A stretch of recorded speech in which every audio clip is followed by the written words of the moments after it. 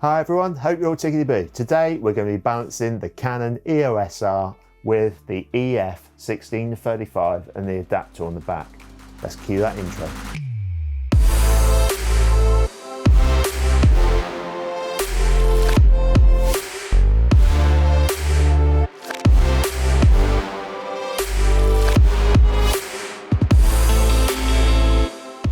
Right, I've got loads of videos on this channel with different setups with the Canon EOS R and the R6 on loads of different gimbals.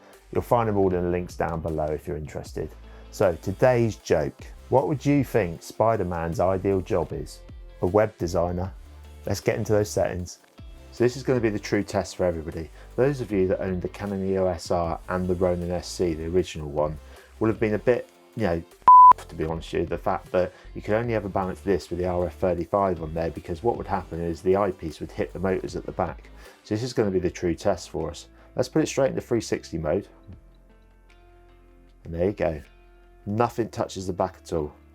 Put that all there into portrait mode. It all works perfectly. Okay, back to normal. There's easily enough room there to get your hand in and out, as you can see. It is absolutely perfect. So if you think of an upgrade, because of the cost of these, or if you haven't bought a gimbal yet and you don't want to stretch yourself out to the RS2, then this is going to be a little beauty for you, because the setups I've put on here so far, I haven't been able to get one that actually fails with either the EOS R or the R6 and various different lenses. So little tip for you before we look at the measurements. Okay, now this piece on here, I'll just move it up for you, sorry, that way. Not on the RS2, this isn't alterable. Or alterable, you can't alter it, yeah, but on here you can. Now the problem with that though, which is good because it means you can move it across and get different setups on, but there's no markings on there, so you can never actually record the measurements. Now I don't know why they haven't put the markings on there when there's so many around the whole thing, but here's a tip for you. What I do is I get a lens cap, okay, and I slot that one in the side here so that that distance there is always the same, and then these measurements I'm about to give you, you'll always know that they'll work. And that's with any setup that you do on here, really. I don't really tend to alter that one side to side.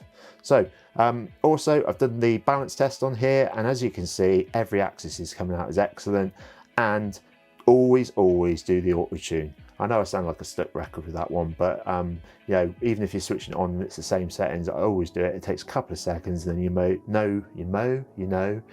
a lawn.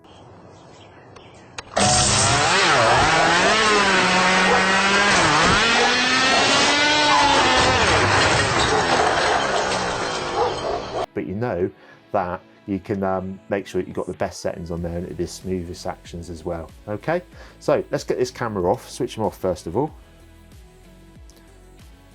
Lock all the gimbals in places. Do like the fact that you can do that.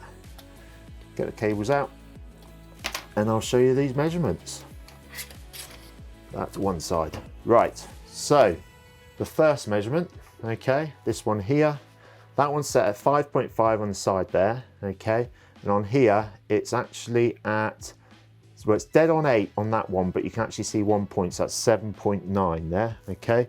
So hopefully you can see that okay. What I do is just show you a photo of it. And the next measurements on the side here, as you can see, it's smack bang between 1.5 and that one there would be 2.5. So it's smack bang in the middle. I'd say that's 1.75. Down the bottom here, again, same thing. That's going to be 5.75 roughly, okay? So here's a photo of that one as well. This one here, as you can see, that there is at 4.25 there, and that's 0.25 at that end, okay? So here's a photo of that one. And really easy to remember these ones, even though this is the most awkward one to show you, because it's the same as that. So that's 0.25. And 4.75, okay, and again here's a photo of that one. So if this is your ideal setup and you want to use it for out vlogging and things like that as well, you now can get out there and do it, because these settings mean that it perfectly balances, and yes, not like the Ronin SC, it doesn't hit the eyepiece on the back, which is fantastic news for us all. And to be honest with you, it's probably the setup I'll be using the most on this one. Hopefully you found this one useful, everyone. Hopefully you had a bit of fun watching it as well. I do try my best, even though the jokes are pretty cheesy. But above all, stay safe out there, everyone. Have fun making stuff. Keep smiling. Cheers and go on.